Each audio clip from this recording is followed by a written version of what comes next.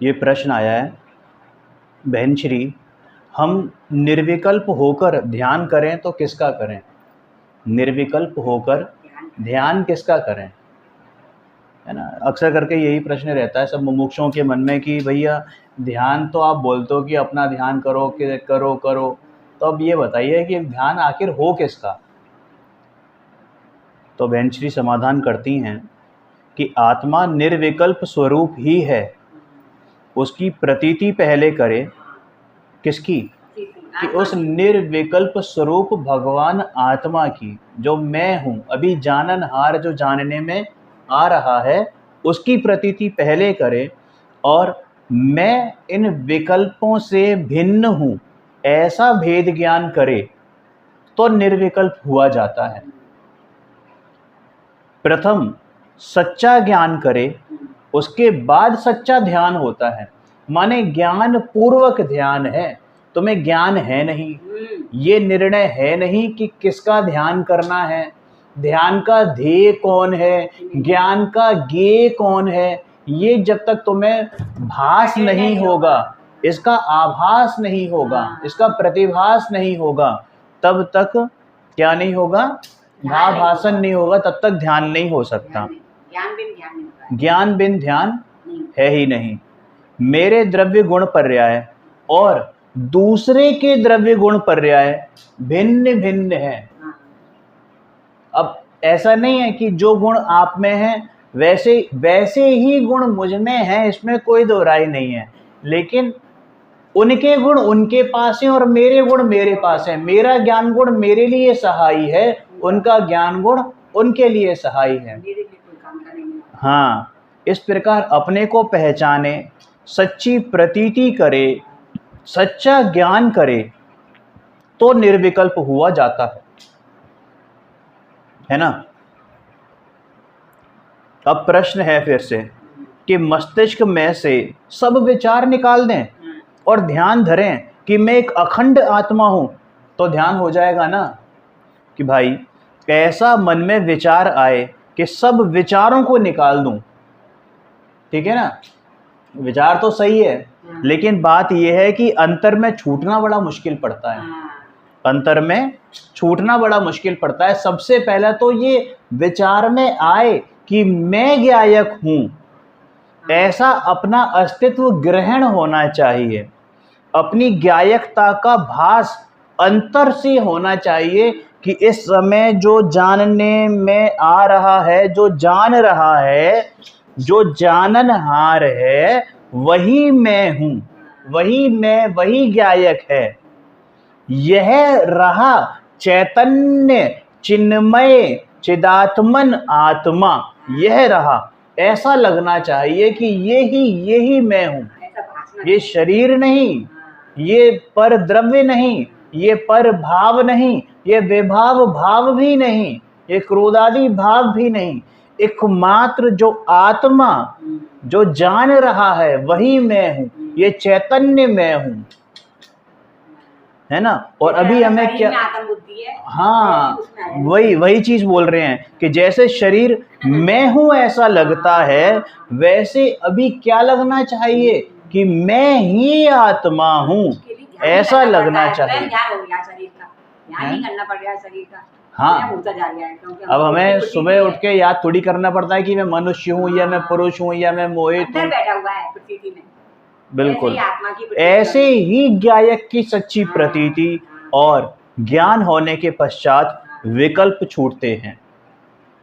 सबसे प्रारंभ में अप्रशस्त विकल्प छूटकर, यानी अशुभ विकल्प छूटकर, जिनेंद्र देव के, जिन शास्त्रों के और जिनेंद्र गुरु के, जिन गुरु के तथा मैं यानी देव शास्त्र गुरु के विकल्प आएंगे। फिर क्या विकल्प आएगा कि मैं आत्मा ज्ञायक हूं, मैं शरीर नहीं हूं, मैं विभाव नहीं हूं, ऐसे विचार आएंगे। पहले क्या आएगा कि जिनेंद्र देव, जिन शास्त्र और जिन गुरुओं के विकल्प आएंगे, उनकी श्रद्धा रूप विकल्प आएंगे, ठीक है? उन्होंने जो बताया उनके विकल्प आएंगे। फिर आत्म संबंधी विकल्प आएंगे कि मैं एक ज्ञायक भगवान आत्मा हूं, अस्ति और नास्ति ये दोनों विकल्प एक साथ ही आते हैं कि मैं शरीर नहीं हूँ, मैं ज्ञायक हूँ, मैं विभाव नहीं हूँ, स्वभाव मेरा है। ठीक है ना, ऐसे विचार आते हैं। और वे विचार छूटते कब हैं? कि जब अंतर में लीन होता है तो ये विचार छोड़ने नहीं पड़ते, छूट जाते हैं। पहले से विचार छोड़ने जाए, पहले से विचार छोड़ने जाए तो अंतर में शून्यता हो जाएगी, माने जड़। क्या हो जाएगी? जड़ता हो जाएगी। पहले से का विचार तो आया नहीं और बाहर का विचार तो हाँ, अंदर का विचार तो आया नहीं है और बाहर का तूने विचार सारा ये कहे कि मैं छोड़ दूं, तो छूट ही नहीं पाएंगे जब तक तुझे अपने आत्म प्रतीति नहीं होगी। पर की लगन लगती ही रहेगी। मैं मतलब ये विचार छूटते कब हैं? कि जब अंतर में ज्ञायक में लीन हो तब छूटते हैं। पहले से विचार छोड़ने जाए, ये बहुत जरूरी लाइन है कि पहले से विचार छोड़ने जाए तो अंतर में एक प्रकार की शून्यता जैसा हो जाए। पहले से विचार नहीं छूटते। कोई कहता है ना कि निर्विचार, भाई निर्विचार नहीं हुआ जाता। हाँ, कहते पहले से विचार नहीं छूटते। सच्चा ज्ञान हो तो सच्चा ध्यान होता है। पहले विकल्प छूटे ना हो और अंतर में ऐसा लगे कि छूट गए हैं। अंतर में ऐसा लगे कि छूट गए हैं। अंतर में तो विकल्प पड़े हों, उन्हें भले ही बदल दे, विकल्प बदल तो जाएंगे, लेकिन कह रहे हैं कि भाई ये छूटना बड़ा मुश्किल होता है। छूट नहीं सकते जब तक कि अंतर की प्रतीति, जब तक कि स्वभाव की प्रतीति नहीं होगी, जब तक उस ज्ञायक एक भाव की प्रतीति नहीं जगेगी, तब तक ये विकल्प से निर्विकल्पता नहीं आ सकती है। इसलिए सबसे पहले बोला कि सच्चा ज्ञान करना चाहिए। ज्ञान पूर्वक श्रद्धा होती है और ज्ञान पूर्वक ही चारित्र प्रकट होता है। पहले ज्ञान होता है। हाँ, सारे काम ज्ञान में ही है। अब ये है ही एक ही चीज भाई, ज्ञान की ज्ञान रूपी प्रीति श्रद्धा, ज्ञान को ज्ञान रूप जानना ज्ञान, और ज्ञान का ज्ञान में स्थिर हो जाना सम्यक चारित्र। हाँ, पहले सच्चा ज्ञान करना चाहिए।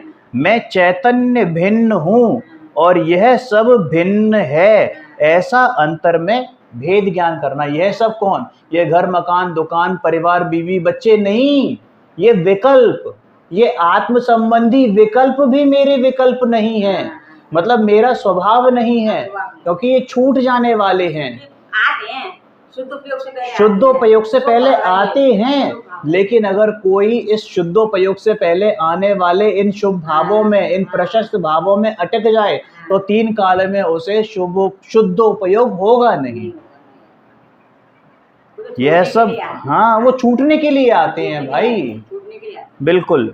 यह सब भिन्न ही है, ऐसा निर्णय करने के पश्चात वैसा कार्य होना चाहिए। प्रत्येक कार्य मैं भिन्न हूँ, मैं भिन्न हूँ, ऐसा प्रतिक्षण लगना चाहिए। कोई भी कार्य हो रहा हो, यदि उससे भिन्नता तुझे भाषित हो रही है तो वो कार्य भी कालांतर में जाकर छूट जाएगा।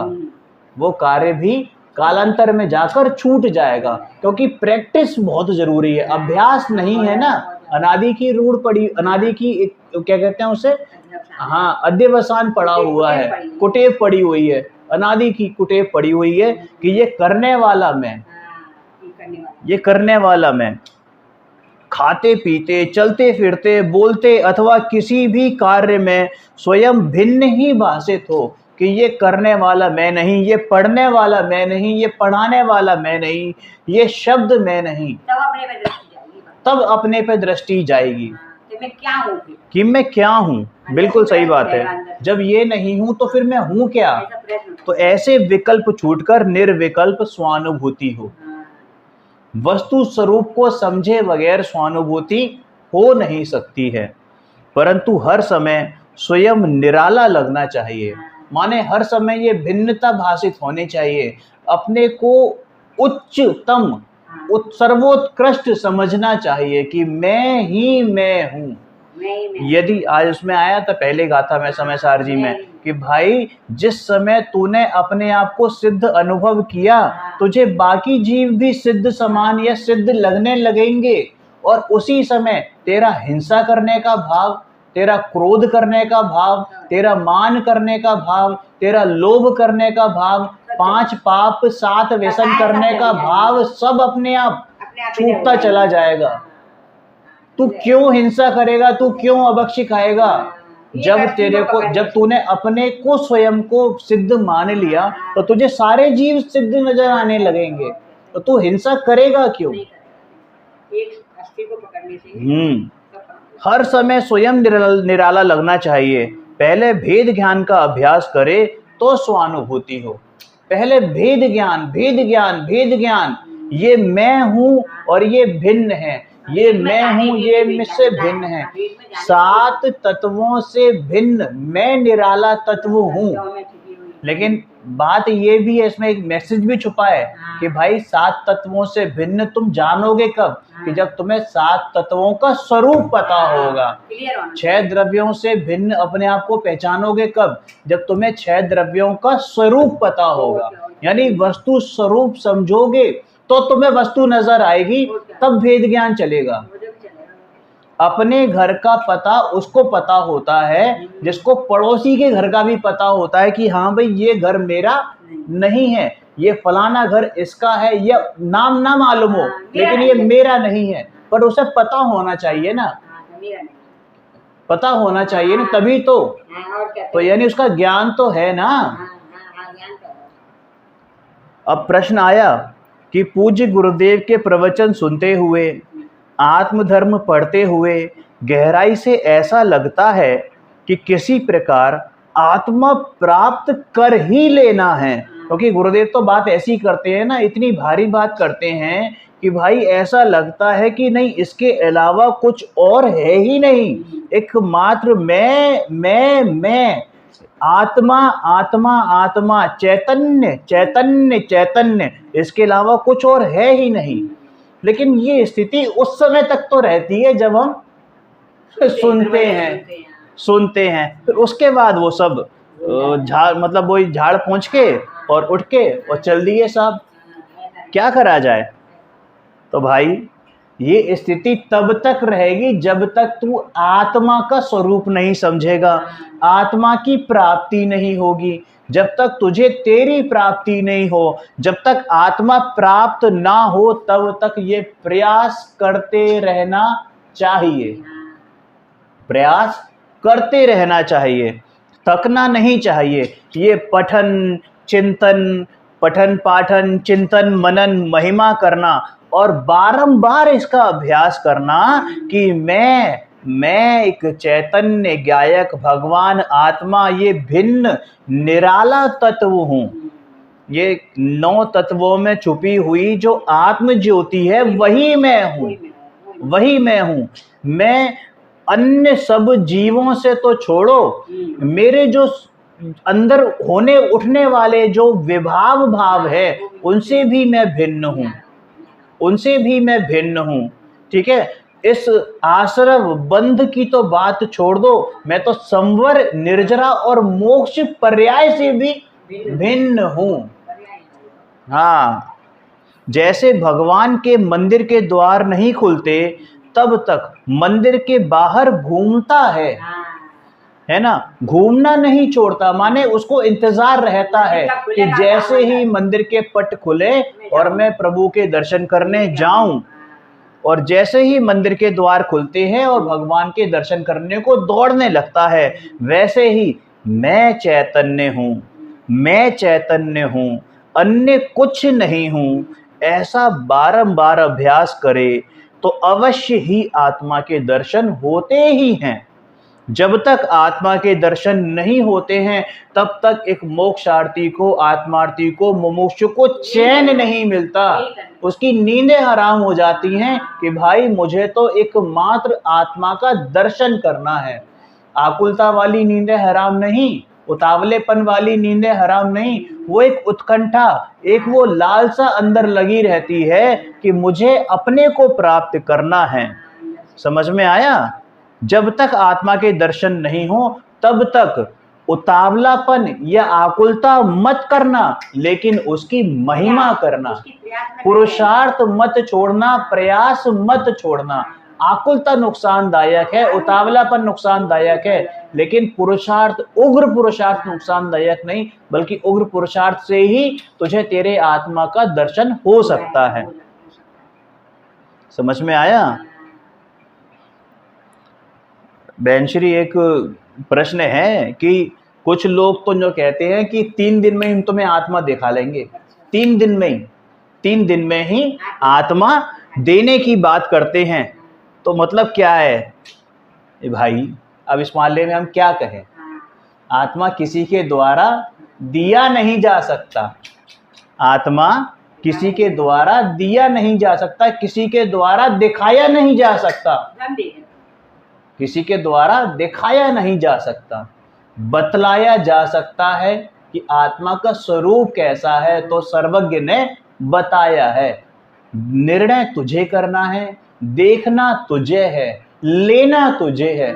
देने वाला कोई नहीं है, वो तेरे पास ही है, लेकिन तेरे हाथ में ही है, तेरी दृष्टि नहीं है। हाथ में सोना रखा हुआ है, हाथ में सोना मुट्ठी में बंद है, और तू भूल गया, जग में घूम रहा है उस सोने को पाने के लिए। बस मुट्ठी खोलने की देर है, निर्णय करने की देर है। तो भाई आत्मा किसी से दिया नहीं जा सकता, स्वयं ही पुरुषार्थ करे तो प्राप्त होता है। अपने को अपने से ही आत्मा ग्रहण होता है, किसी की भूल ना रहे। इस प्रकार गुरुदेव ने मार्ग को अत्यंत स्पष्ट कर दिया है। ऐसी भेद ज्ञान की बात करने वाले कोई नहीं है आज की उसमें। भैया जितना भेद ज्ञान गुरुदेव ने करके बताया, उतना कोई और किसी में हिम्मत नहीं है। आत्मा शरीर से एवं शुभाशुभ विकल्पों से भिन्न है, ऐसी बात गुरुदेव ने स्पष्ट करके कही है। उन्होंने साफ कहा है, कहीं चूक मत जाना, कहीं चूक मत जाना, कहीं चूक मत जाना, एक चैतन्य को ग्रहण कर लेना।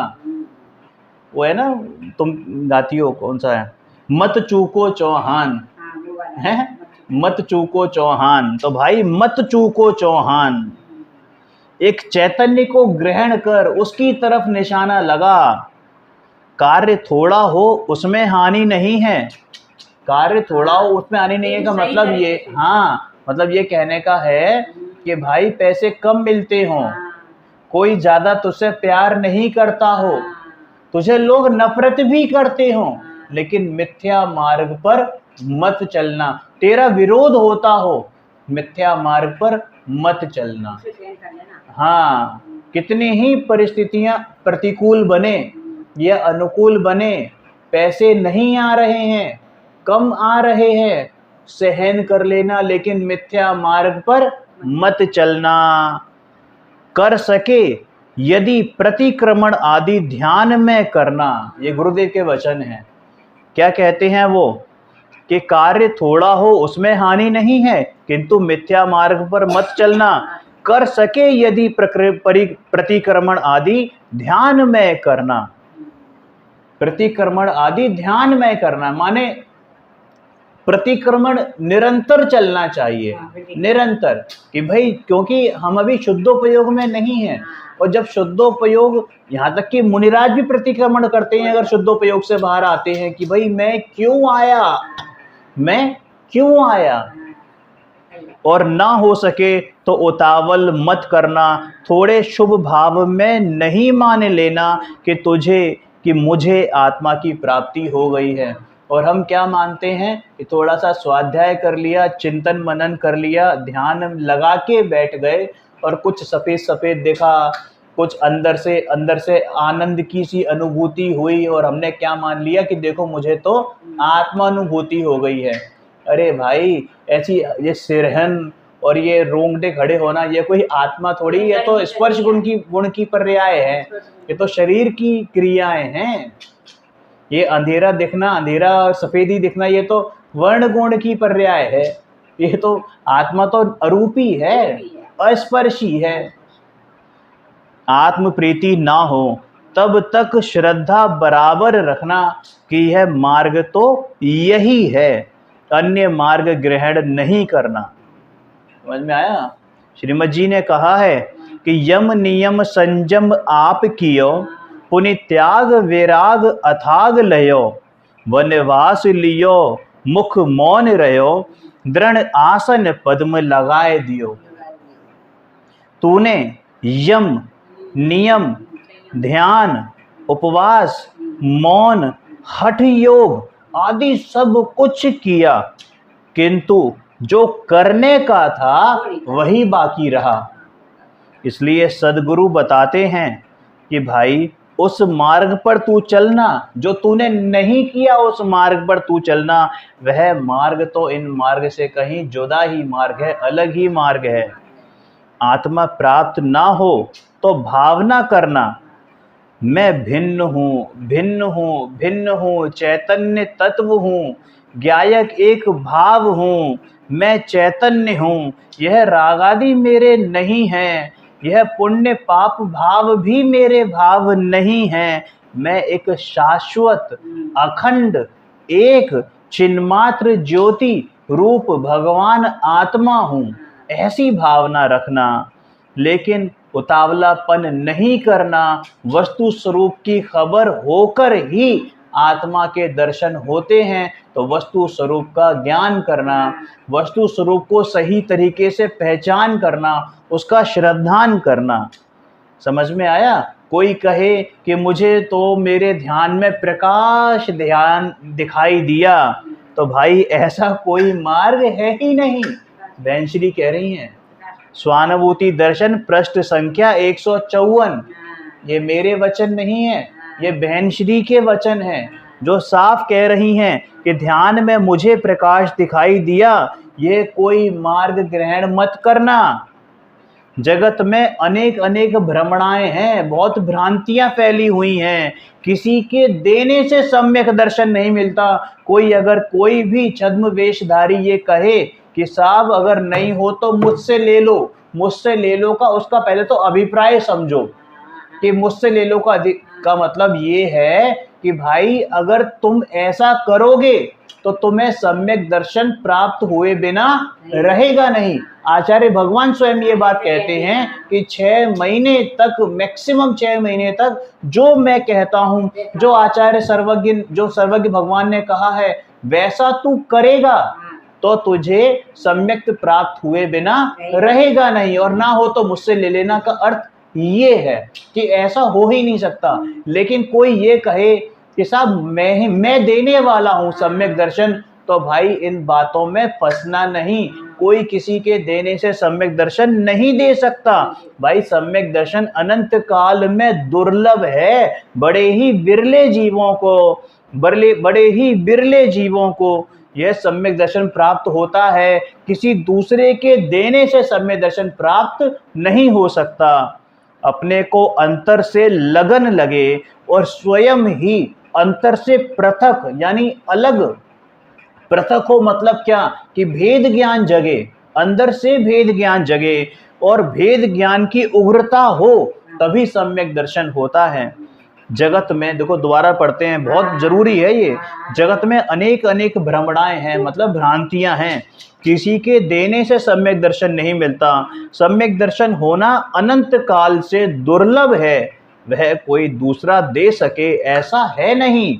अपने को अंतर से लगन लगे और स्वयं ही अंतर से पृथक हो और भेद ज्ञान की उग्रता हो, तभी सम्यक दर्शन होता है। कोई ये कहे कि साहब भगवान को नारियल चढ़ाना और तुम्हें सम्यक हो जाएगा, सुबह शाम पूजा करना और तुम्हें सम्यक हो जाएगा, तो भाई पहले तुम पूजा का सच्चा स्वरूप समझो। वह नहीं हो तो उसकी अपूर्वता और महिमा करना। महिमा करेगा तो निकट जाएगा, महिमा करेगा तो निकट जाएगा, उतावल करेगा तो दूर जाएगा। अन्यत्र कहीं मान लेने से उल्टा नुकसान ही होएगा। भाई गुरुदेव को जिसने सुना है, जिसने दृढ़ता पूर्वक और हृदय से सुना है, जिसने उनकी बात को अपने हृदय पर टंकोत्कीर्ण किया है, उत्कीर्ण किया है, उसने इस बात को ग्रहण किया है और सम्यक दर्शन हुए बिना रहा नहीं है। लेकिन ये बात मात्र गुरुदेव की नहीं है, गुरुदेव ने तो जो आचार्यों ने बात की थी वो हम तक पहुंचाई है, और आचार्यों की भी बात नहीं है, जो आचार्यों ने सर्वज्ञ भगवान से, गौतम स्वामी से ग्रहण की है वो बात हम तक पहुंचाई है। अपूर्व बात है भाई, सम्यक तो दुर्लभ है। अपूर्व क्यों कहा? एक तरफ तो हम कह रहे हैं कि उन्होंने कहा है, तो अपूर्व कैसे है कि भाई जिसको ग्रहण होनी है ना वो अपूर्व है, वरना ये बात तो पता नहीं अनादि काल से चलती चली आ रही है, लेकिन हमने आज तक कभी सुनी नहीं। सबकी सुनी अनुभूत परिचित भोग बंधन की कथा, पर से पृथक एकत्व की उपलब्धि केवल सुलभ ना। तो कहते हैं कि भाई बड़ी ही अपूर्व बात है, सम्यक तो दुर्लभ है लेकिन पुरुषार्थ करे तो सुलभ है, और क्षण में हो सकता है। कितनी देर का है सम्यक दर्शन? एक समय मात्र, दृष्टि बदलने की देर है। कहीं तुझे जाना नहीं है, किसी दिशा में मुंह करके नहीं बैठना। पुरुषार्थ करे तो वह उत्कृष्ट से उत्कृष्ट, देखो आगे बात, उत्कृष्ट से उत्कृष्ट 6 महीने में हो जाता है। और अगर नहीं हो तब भी उतावल मत करना, अन्य मार्ग पर मत चलना, क्योंकि एकमात्र मार्ग तो यही है, सम्यक दर्शन ज्ञान चारित्राणि मोक्ष मार्गः।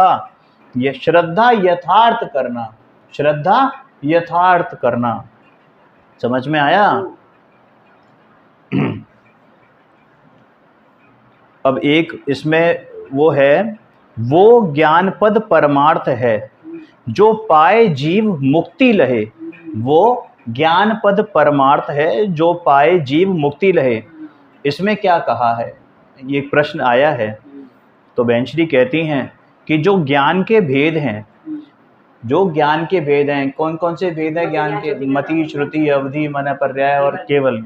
इनको ग्रहण ना करके एक सामान्य ज्ञान, ज्ञान सामान्य, ज्ञान मात्र, क्या? ज्ञान मात्र, एक ज्ञान मात्र ज्ञायक को ग्रहण करना। सूर्य के प्रकाश की किरणें जो हीन अधिकता युक्त हैं, वह कोई मूल सूर्य नहीं है। वैसे ही कर्म के निमित्त से जो मति, श्रुत, अवधि, मने पर्याय और केवल ज्ञान, केवल ज्ञान को भी उन्होंने दुत्कार दिया कि नहीं साहब मेरा नहीं है।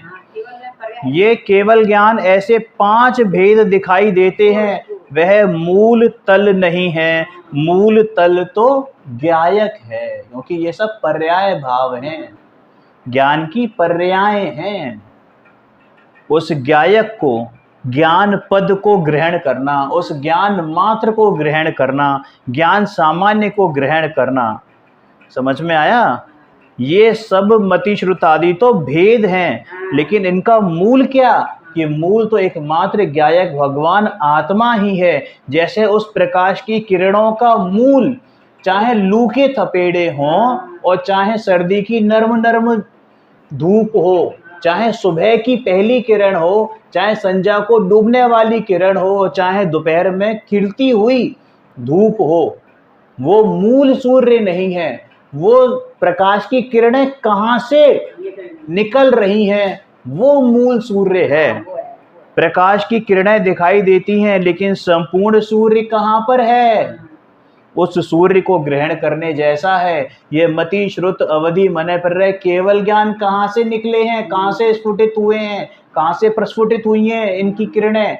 ये वो मेरे ज्ञान सूर्य में से प्रस्फुटित हुई हैं, जो जो सामान्य ज्ञान का ही अभिनंदन करती हैं। जो किरणें दिखाई दे रही हैं, उनके पीछे पूर्ण अस्तित्व क्या है? वैसे ही इन 5 भेदों के पीछे जो पूर्ण ज्ञायकता विद्यमान है, चैतन्यता विद्यमान है, उसे ग्रहण करना। समझ में आया? आप अब एक प्रश्न